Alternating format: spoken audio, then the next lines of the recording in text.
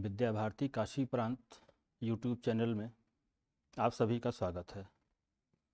मैं आचार्य Vijay Kumar Yadav, Jwala Devi Saraswati Vidya Mandir Inter College Civil Lines Prayag से आज मैं वाणिज्य के छात्रों के लिए मॉडल प्रश्न पत्र लेखा शास्त्र का लेकर के आया हूँ। बहुत नज़दीकी आपकी परीक्षा आई हुई है। सबसे पहले हम लोग प्रश्न पत्र के विषय में देख लेते हैं और जानकारी ले लेते हैं। 3 घंटे 15 मिनट का आपका प्रश्न पत्र है, जिनमें हमें कम से कम प्रश्न पत्र को पढ़ने के लिए 15 मिनट हमें देना है। प्रश्न पत्र को ध्यान से पूर्वक पढ़ने के उपरांत प्रश्न पत्रों को हम समय के अनुसार बांट लेंगे कि किन प्रश्न पत्रों पर हमको कम प्रश्न पत्र में किन प्रश्नों पर कम समय देना है और किन प्रश्न पत्रों पर थोड़ा अधिक समय देना है। तो हम लोग सबसे पहले बहुविकल्पी प्रश्नों को देख लेते हैं।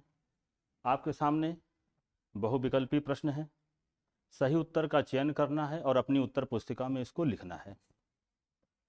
तो केवल उत्तर ही आपको लिखना है, प्रश्न आपको नहीं लिखना है। तो पहला प्रश्न देखिए दिया हुआ है, प्राप्ति एवं भुगतान खाता क्या है। प्राप्ति एवं भुगतान खाता, जिसे हम लोग रिसिप्ट एंड पेमेंट अकाउंट कहते हैं। तो प्राप्ति एवं भुगतान खाता आपका वास्तविक खाते के अंतर्गत आता है। तो प्राप्ति एवं भुगतान खाते में हम लोग वास्तविक खाते के अंतर्गत टिक लगा देंगे। इसी प्रकार से हमारा दूसरा प्रश्न है, साझेदारी में लाभ हानि का बंटवारा किया जाना चाहिए। तो यहाँ पे देखिए, पूंजी के अनुपात में, बराबर अनुपात में, साझेदारी संलेख के अनुसार या इनमें से कोई नहीं। तो साझेदारी में लाभ हानि का बंटवारा हमेशा साझेदारी संलेख के अनुसार ही किया जाता है। साझेदारी में लाभ हानि का बंटवारा जब भी किया जाएगा साझेदारी संलेख के अनुसार आपका किया जाएगा। अगर साझेदारी संलेख आपके ऑप्शन में नहीं दिया है, तब उस दशा में आप पूंजी के अनुपात को लेते हैं। इसी प्रकार से हमारा थर्ड प्रश्न है, साझेदारी में आहरण पर ब्याज। साझेदारी में आहरण पर ब्याज ये फर्म को प्राप्त होता है।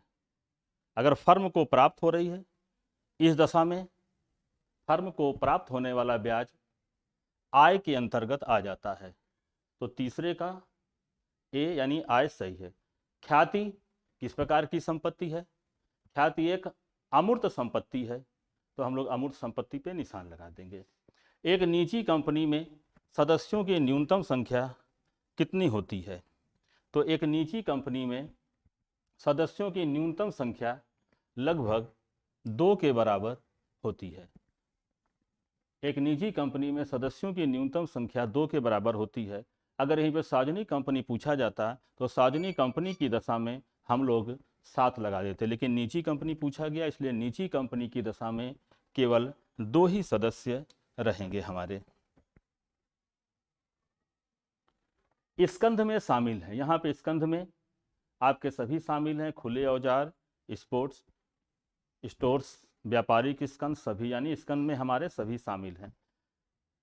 7वां प्रश्न वित्तीय विवरणों के विश्लेषण में शामिल होता है। तो वित्तीय विवरणों का विश्लेषण जब हम लोग करते हैं तो उसमें सभी को शामिल करते हैं, यानी यहाँ पे जो डी ऑप्शन दिया गया है ये ऑप्शन हमारा सही है।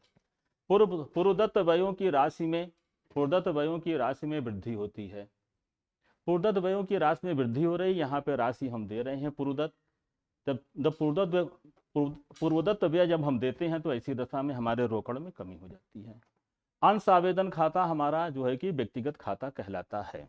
ठीक, इसी प्रकार से हमारे पास अति लघु उत्तरीय प्रश्न है। अति लघु उत्तरीय प्रश्न 11 से लेकर के 19 तक हैं, जो कि 2-2 नंबर के पूछे जाते हैं। तो आप देख सकते हैं कि इसके अंतर्गत हमारा पहला प्रश्न दिया गया है कि अलाभकारी संस्थाओं से आप क्या समझते हैं। अलाभकारी संस्थाएं यानी ऐसी संस्थाएं जिनका उद्देश्य लाभ कमाना नहीं होता, ये समाज की सेवा के लिए स्थापित की जाती हैं।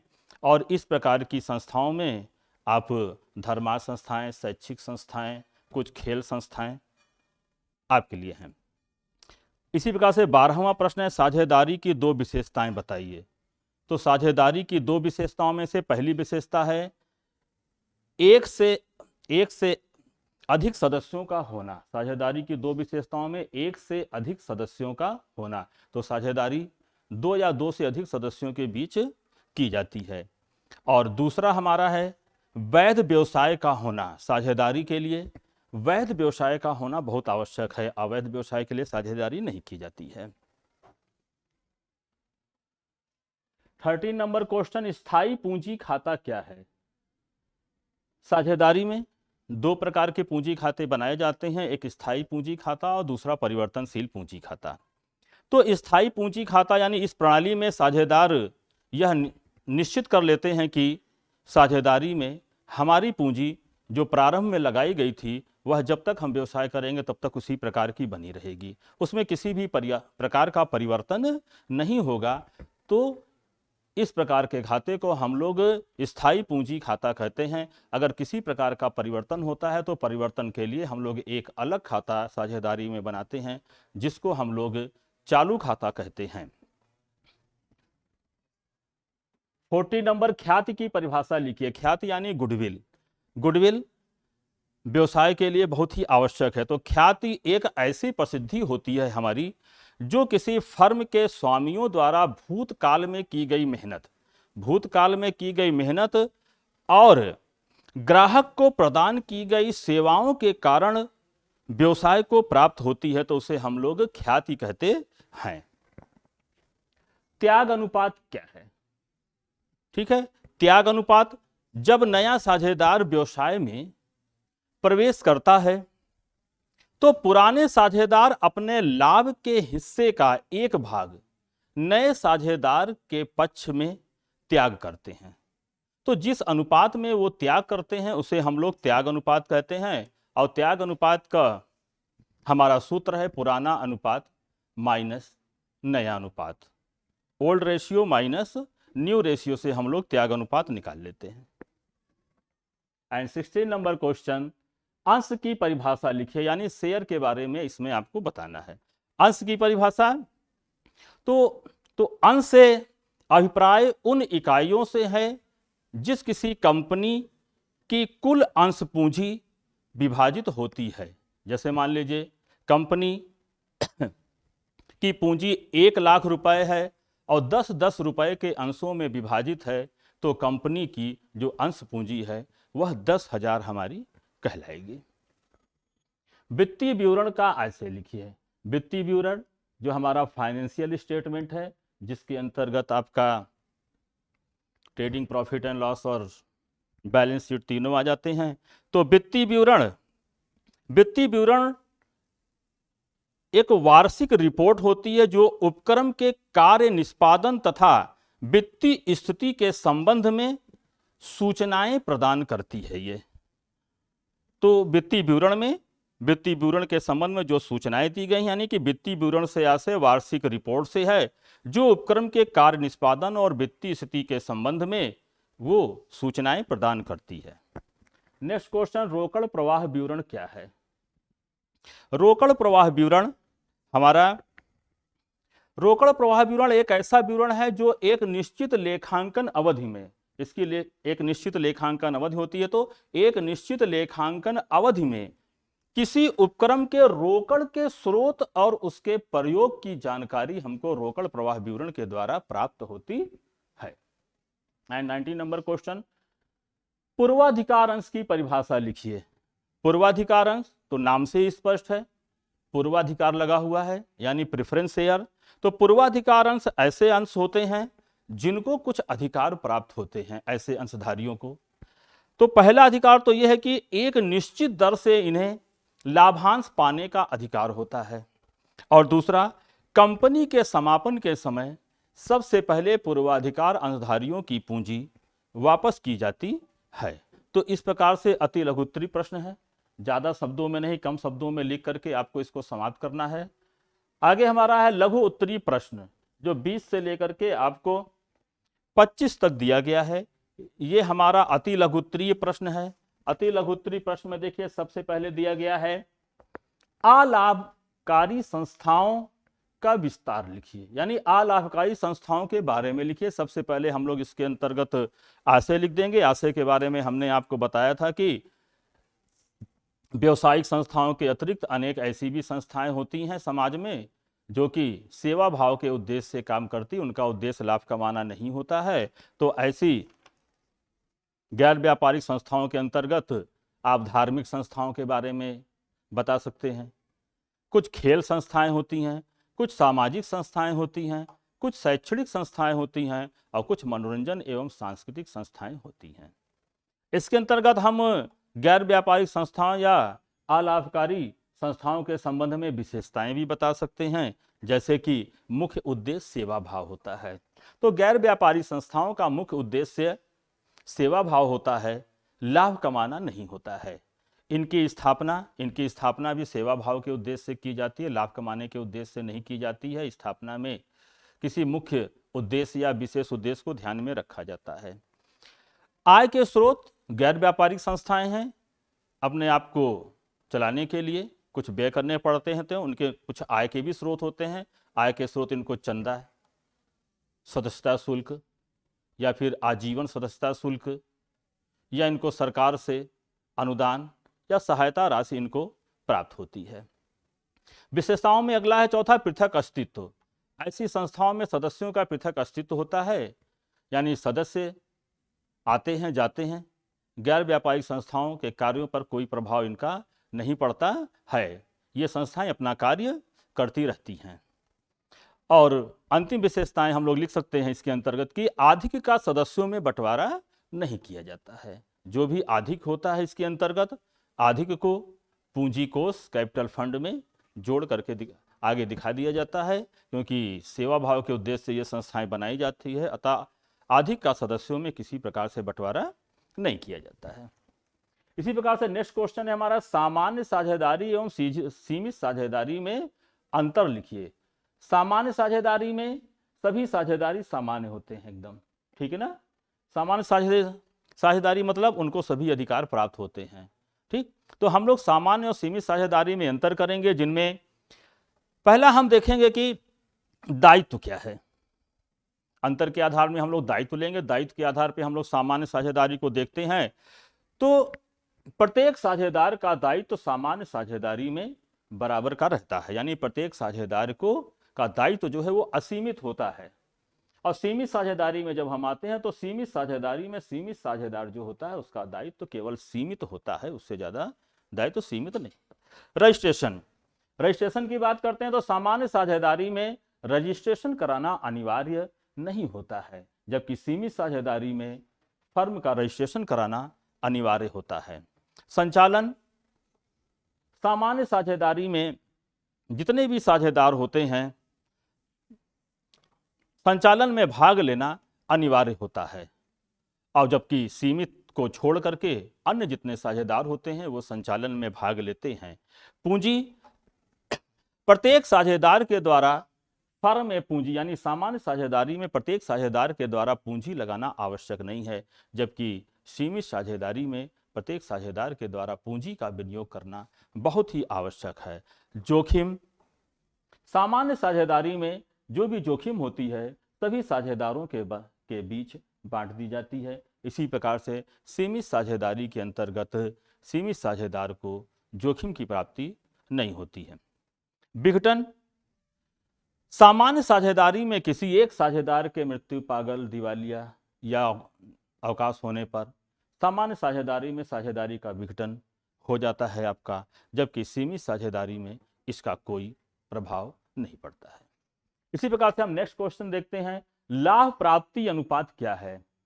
लाभ प्राप्ति अनुपात, जिसको हम लोग गेनिंग रेशियो कहते हैं।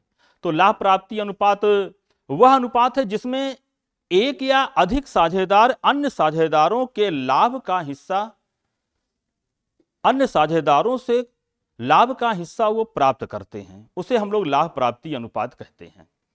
तो गेनिंग रेशियो का यहाँ पे फार्मूला क्या हो गया, new ratio minus old ratio, यानी कि नया अनुपात माइनस पुराना अनुपात। नेक्स्ट हमारा क्वेश्चन है, समता अंश एवं पूर्वाधिकार अंश में अंतर स्पष्ट कीजिए। तो कंपनी के अंश दो प्रकार के होते हैं, एक समता अंश और दूसरा पूर्वाधिकार अंश। ठीक है, तो समता अंश और पूर्वाधिकार अंश में कुछ विशेष अंतर हैं। सबसे पहले अंतर के आधार को हम लोग देख लेते हैं, जिसके आधार पे हम लोग अंतर करेंगे। पहला है लाभांश के संबंध में। तो लाभांश के संबंध में हम लोग देखते हैं तो समता अंशधारियों को लाभांश पूर्वाधिकार अंशधारियों को देने के बाद दिया जाता है, और इसी प्रकार पूर्वाधिकार अंशधारियों को लाभांश सबसे पहले यानी समता अंशधारियों से पहले प्राप्त होता है। नेक्स्ट है लाभांश की दर। लाभांश की दर समता अंशधारियों के लिए लाभांश की दर निश्चित नहीं होती है, क्योंकि ये जोखिम उठाते हैं, इसलिए इनको लाभांश की दर इनकी निश्चित नहीं होती है। जबकि पूर्वाधिकार अंशधारियों की लाभांश की दर पहले से निश्चित होती है और उन्हें उसी दर से लाभांश प्राप्त होता है। पूंजी वापसी। समता अंशधारियों को पूंजी की वापसी पूर्वाधिकार अंशधारियों के बाद की जाती है। सबसे पहले पूर्वाधिकार अंशधारियों को पूंजी की वापसी समापन की दशा में की जाती है। इसी प्रकार से चौथे नंबर पे हम लोग अंतर के आधार में प्रकार देख लेते हैं, कितने प्रकार के होते हैं। तो समता अंश हमारे दो प्रकार के होते हैं, और जबकि पूर्वाधिकार अंश हमारे कई प्रकार के होते हैं। प्रबंध में भाग लेना। तो आपके जो समता अंशधारी होते हैं इनको प्रबंध में भाग लेने और मत देने का पूरा अधिकार होता है, जबकि पूर्वाधिकार अंशधारियों को ऐसा प्राप्त नहीं है। जोखिम। कंपनी के जोखिम समता अंशधारी जोखिम उठाते हैं कंपनी के, जबकि पूर्वाधिकार अंशधारियों को जोखिम की प्राप्ति नहीं होती है। तो ये था आपका समता अंश और पूर्वाधिकार अंश में अंतर। इसी प्रकार से हमारा है 24 नंबर, वित्तीय विवरण के उद्देश्य लिखिए। वित्तीय विवरण के उद्देश्य के अंतर्गत तो वित्तीय विवरण हमारा जो होता है वो सूचनाओं का स्रोत होता है, तो वहां से बहुत सी सूचनाएं निकल करके विभिन्न वर्गों के लिए आती है। तो वित्तीय विवरण जो सूचनाओं का स्रोत है, इसके मुख्य उद्देश्य हैं। पहला है विभिन्न वर्गों को सूचनाएं प्रदान करना। जो कंपनी से जुड़े लोग हैं विभिन्न वर्ग, उनको वित्तीय विवरण से बहुत सी सूचनाएं प्राप्त होती हैं।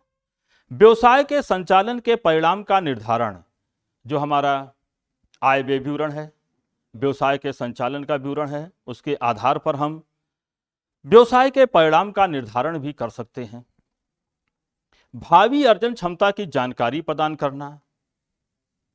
हम वित्तीय विवरण के आधार पर भविष्य में कितना लाभ हम अर्जित कर सकते हैं, पिछले वर्ष के वित्तीय विवरण से तुलना करके उस लाभ की भी जानकारी हम ले सकते हैं। साधनों का समुचित उपयोग। वित्तीय विवरण के आधार पर हम पता कर सकते हैं कि हमारे पास जो भी साधन है उन साधनों का पूरी तरीके से उपयोग किया गया है कि नहीं। तो साधनों का समुचित उपयोग की जानकारी हमको वित्तीय विवरण से प्राप्त हो जाती है। उसके बाद है शोधन का सूचक। शोधन मतलब कि भविष्य में भुगतान करने की क्षमता व्यवसाय की कितनी है।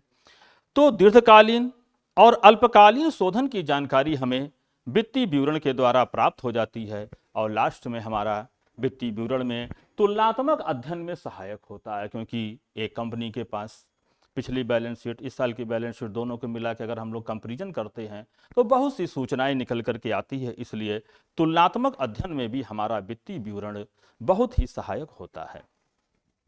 नेक्स्ट क्वेश्चन है रोकड़ प्रवाह विवरण तथा रोकड़ बजट में अंतर बताइए। तो रोकड़ प्रवाह के बारे में आपको पीछे बताया जा चुका था, लेकिन यहाँ पे हम लोग रोकड़ प्रवाह तथा रोकड़ बजट दोनों में अंतर देखेंगे।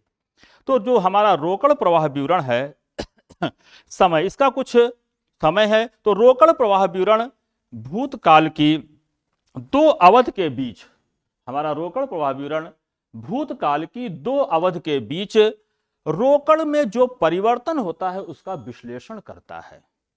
इसी प्रकार से रोकड़ बजट भावी अवधि के रोकड़ का अनुमान होता है कि भविष्य में हमें कितने रोकड़ की आवश्यकता होगी।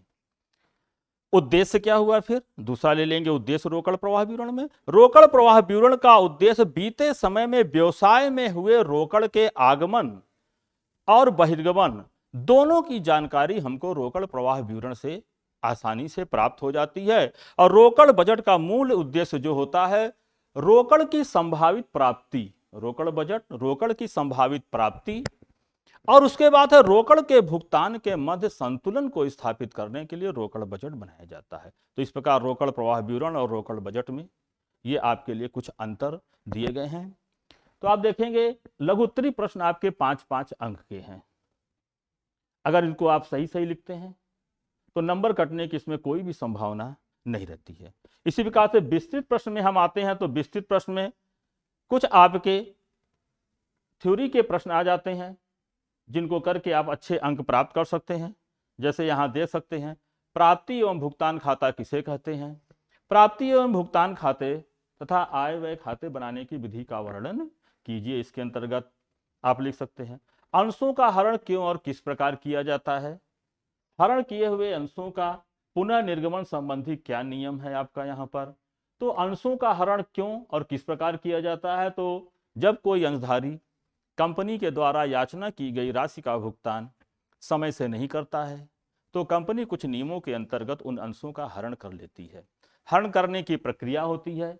इसके अंतर्गत जिन अंशों का हरण किया जाता है उनके संबंध में कंपनी के संचालक मंडल की बैठक होती है, उसमें प्रस्ताव पारित किया जाता है। उसके बाद जिन अंशधारियों ने अंश लिए उनको नोटिस भेजा जाता है। नोटिस भेजने के बाद भी अगर वो अंशों का पैसा नहीं देते हैं तो उनका एक सदस्यों के रजिस्टर में उनका नाम लिख दिया जाता है और नाम लिखने के उपरांत एक बार उन्हें और मौका दिया जाता है। उस दौरान भी यदि वे अंशों के लिए ब्याज सहित पैसा नहीं भेजते हैं तो उनका हरण करके सदस्यों के रजिस्टर से उनका नाम काट दिया जाता है। तो इस प्रकार से अंशों का हरण किया जा सकता है। हरण किए गए अंशों का पुनः निर्गमन के संबंध में क्या क्या नियम है, तो हरण के जो अंश हरण किए जाते हैं इनका पुनः निर्गमन भी किसी अन्य को किया जा सकता है। तो इसके संबंध में हरण किए गए अंशों का अगर हम पुनः निर्गमन करते हैं तो इसके संबंध में कुछ नियम है। जैसे कि आप इसका जो है कि सम मूल्य पर इनका निर्गमन आप जो है कि कर सकते हैं।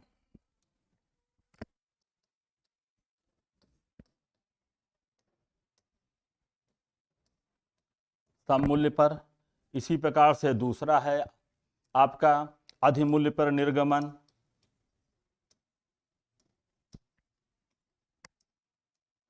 अधिमूल्य पर निर्गमन। और इसी प्रकार से आपका थर्ड आता जाता है कटौती पर निर्गमन।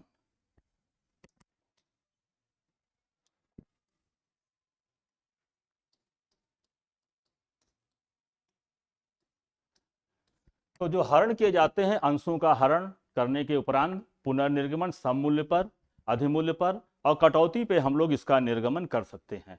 अगर हम लोग सम मूल्य पर अंशों का निर्गमन करते हैं, सम मूल्य पे अंशों का निर्गमन करते हैं तो इसके संबंध में जो एंट्री पास की जाती है वो एंट्री है आपकी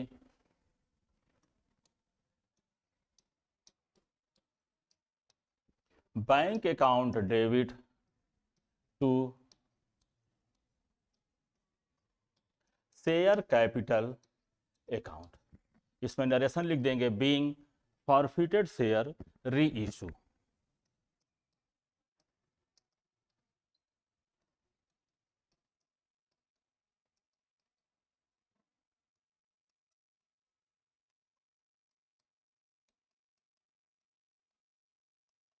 being forfeited share reissue, ठीक। और उसके उपरांत इसी के साथ दूसरी एंट्री करेंगे हम लोग।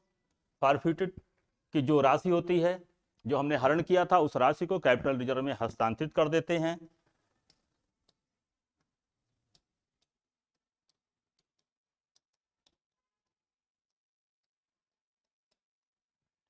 Share forfeited account debit to capital reserve account. Narration लिख देंगे, बीइंग बैलेंस ऑफ फॉरफिटेड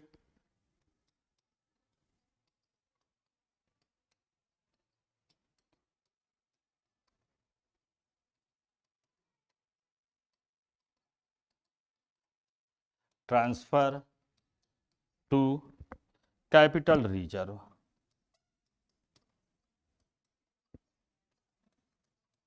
तो ये सम मूल्य की दशा में हम लोग जब निर्गमन करते हैं तो उसके संबंध में ये नियम बने हुए हैं। इस प्रकार से एंट्री कर लेंगे सम मूल्य की दशा में।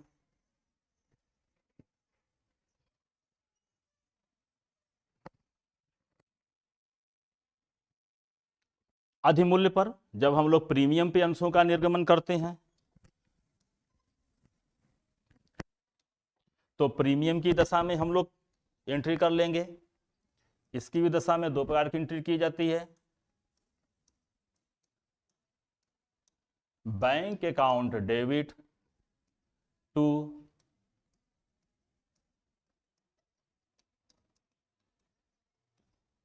Share capital account to share premium account. Share premium account ये अंशों का जब हरण के पश्चात अधिमूल्य पे जो हम निर्गमन करते हैं। नरेशन यहां पे लिख देंगे, बीइंग फॉरफिटेड शेयर री इशू एड प्रीमियम। हरण की जो राशि होती है, हरण की राशि को हम लोग कैपिटल रिजर्व में ट्रांसफर कर देते हैं।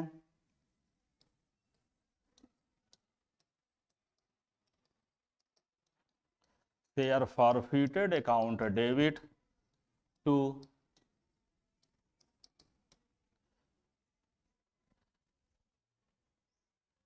कैपिटल रिजर्व,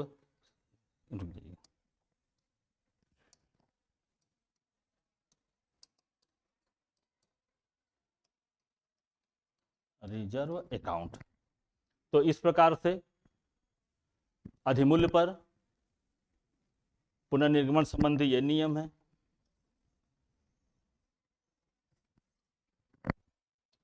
और थर्ड है हमारा, जब कटौती पर अंशों का निर्गमन किया जाता है, यानी कि कटौती पर, कटौती की राशि को हम लोग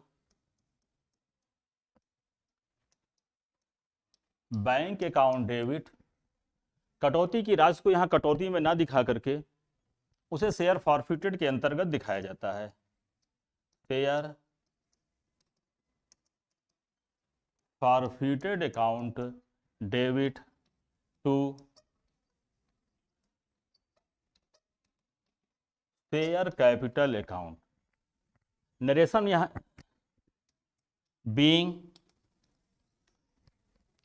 फॉरफिटेड शेयर री इशू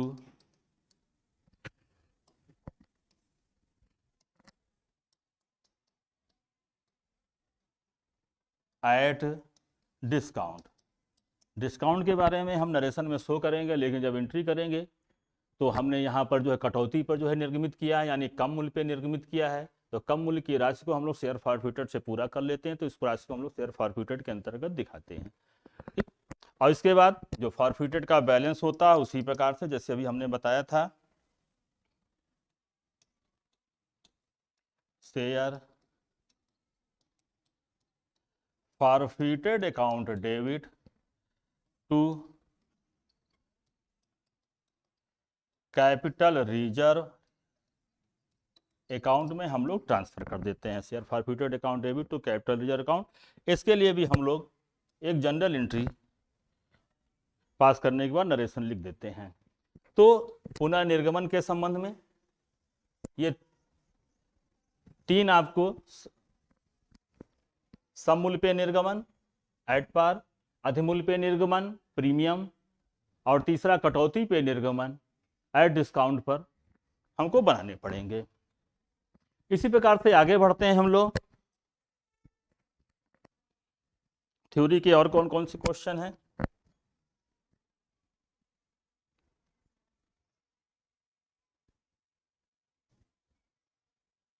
कंपनी अधिनियम 2003 के अंतर्गत आर्थिक चिट्ठे का प्रारूप दीजिए। इसके अंतर्गत आपको कंपनी का आर्थिक चिट्ठा, जिनमें दायित्व एवं संपत्तियों के बारे में जो अधिनियम 2013 के अंतर्गत बताया गया, उसके प्रारूप को आपको यहाँ पर बनाना है। तो इस प्रकार से जो आपका मॉडल पेपर 2023 का है, इसके अंतर्गत आपको लेखाशास्त्र के प्रश्न पत्र के विषय में आपको बताया गया। आज का वीडियो हमारा यहीं पे समाप्त होता है। अगले वीडियो में हम आपको कंपनी के अंश पूंजी के पुनर्निर्गमन हरण के संबंध में जानकारी हम प्रदान करेंगे। धन्यवाद।